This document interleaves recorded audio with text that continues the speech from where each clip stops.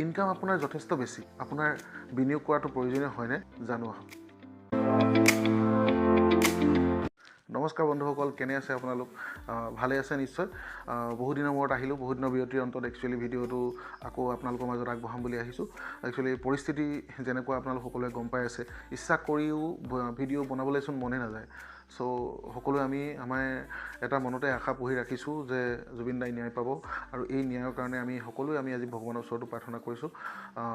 তথাপিও মই মোৰ কামৰ এটা ভাগ হিচাপে মই যিহেতুকে আপোনালোকক ফিনেন্সিয়েল নলেজ বা যি মই অকণমান জানো তাৰ বিষয়ে আপোনালোকক জনাবলৈ চেষ্টা কৰোঁ। চ' আহকচোন ভিডিঅ'টো আৰম্ভ কৰোঁ। আপোনাৰ ইনকাম বহুত বেছি, আপোনাৰ ওচৰত যদি বহুত টকা পইচা আজিৰ দিনত আছে, তেতিয়াহ'লে কি আপোনালোকে ইনভেষ্টমেণ্ট বা বিনিয়োগ কৰা আজিৰ ডেটত দৰকাৰ হয় নে নহয়?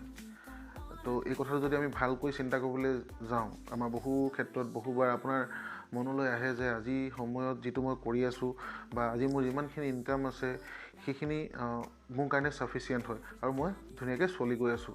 কিন্তু এটা কথা আপুনি মন কৰিছেনে, আজিৰ দিনত বহুত দাম বাঢ়িব ধৰিছে বস্তুবিলাকৰ, মূল্যবৃদ্ধি, ইনফ্লেশ্যন যিটো কোৱা হয়, মানে আপোনাৰ টকাৰ ইনকামৰ পৰিৱৰ্তে যিটো আপোনাৰ ভেলু, মানে তাৰ পইচাটোৰ ভেলু, তাৰ পৰিমাণ লাহে লাহে কমি যাব ধৰিছে।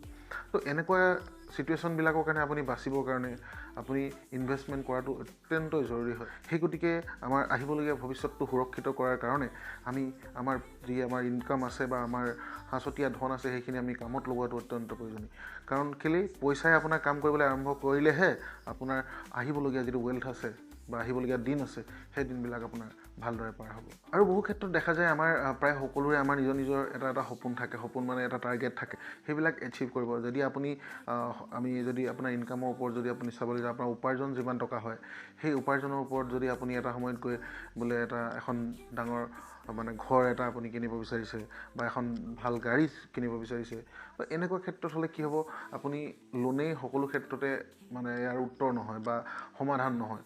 যদি আপুনি সঠিকভাৱে প্লেনিং কৰি আপুনি ইনভেষ্টমেণ্ট কৰিবলৈ আৰম্ভ কৰে, তেতিয়াহ'লে 5-10 বছৰৰ পাছত আপুনি যি প্লেন কৰি ৰাখিছে বা যি আপুনি সপোন পুহি ৰাখিছে মনত, সেই সপোনবিলাক পূৰ কৰিবৰ কাৰণে আপোনাৰ আজিৰ যি ইনকাম আছে সেই ইনকামবিলাক আপোনাৰ সেই টকাবিলাক আপুনি কামত লগাব লাগিব, ইনভেষ্ট কৰিব লাগিব।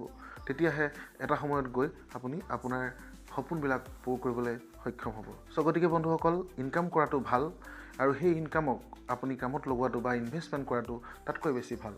ভিডিঅ'টো শ্বেয়াৰ কৰিবলৈ নাপাহৰিব। আকৌ লগ পাম এদিন নতুন ভিডিঅ'ৰ মাজত। ধন্যবাদ।